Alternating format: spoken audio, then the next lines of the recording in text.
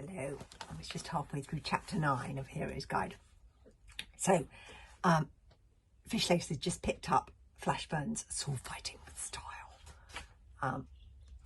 And he begins. Most Vikings have absolutely no idea how to sword fight. This is Flashburn's book. And he says, a portrait of me, Flashburn, the Flashmaster. Looking even more handsome and brilliant and dashing than I normally do. He's a great character. He appears in How to Steal a Dragon's Sword, which is one of the later books. Anyway, he's giving you the basic moves. This is all his book about sword fighting, and also about how great he is. And then oh look, that's a character we know. The bodyguard is demonstrating one of the moods. Humongously Hotshot the hero, and he says, "Rule 46: remain cool at all times." He's rather irritating, Flashburn, as well as being a good fun character. Anyway, so Fishlegs looks through it, and he tries to decide what to do, and he takes a good hold of the heavy sword fighting with style book, and he swung it as hard as he could at the hairy, scary librarian's head. That's one way to use a book like that. The book made contact with a confident whack, and the hairy, scary librarian, who was already a trifle off balance with those lunges going to the left and the right at the same time, lost his footing on the library floor. His heart slicers flew up and missed their targets with only milliseconds to spare, and the hairy, scary librarian wobbled on the spot, lost his balance, and fell heavily to the floor, knocking out Stormfly with the flailing back of his sword hand as he went down. The hairy, scary librarian was wearing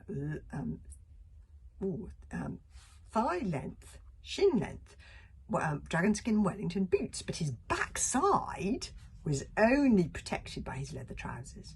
And if you remember, the library floor was alarmed by red-hot itchy worms. So the instant his bony bottom touched the ground, the minuscule itchy worms swarmed in their trillions and zillions and numberless frillions all over his hairy, scary tummy, all across his hairy, scary chest, up onto his hairy, scary scalp, and streamed down into his dragon skin shoes. The hairy, scary librarian leapt to his feet as if electrified. He knew better than anyone how vital it was not to make any loud noises in the library. He dropped his sword, clamped his hands over his mouth, and went purple in his face in his effort not to laugh. An attack by red-hot itchy worms feels as if every single nerve ending in your entire body is being tickled at exactly the same time. It is infinitely worse than having ants in your pants. The hairy, scary librarian danced wildly from foot to foot, scratching himself frantically. Gargled the hairy, scary librarian. The itchy worms had been making steady progress down his shoes, and now they got to the soles of the hairy, scary librarian's feet.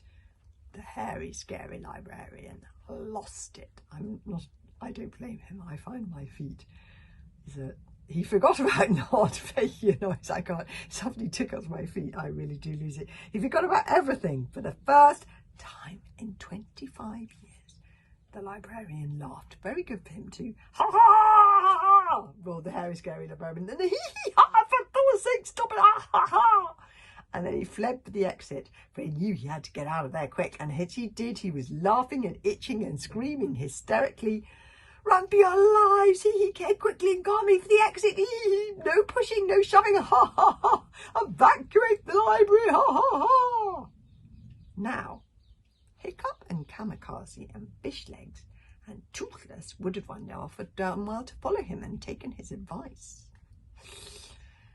But they weren't concentrating on the hairy, scary librarian. Kamikaze had picked up the stunned, limp body of the Stormfly, was cradling her in her arms. "Wake up, you little liar," whispered Kamikaze. "Come on now, don't do this to me." And to Hiccup's astonishment, Toothless, who normally cared for nobody but himself, was practically crying and licking Stormfly's paw to try and wake her up. Oh dear. Oh, don't know what's happened to Stormfly there. I hope she's going to be all right. The next chapter is called Big, Big Trouble. Anyway, I'll have to have that one tomorrow.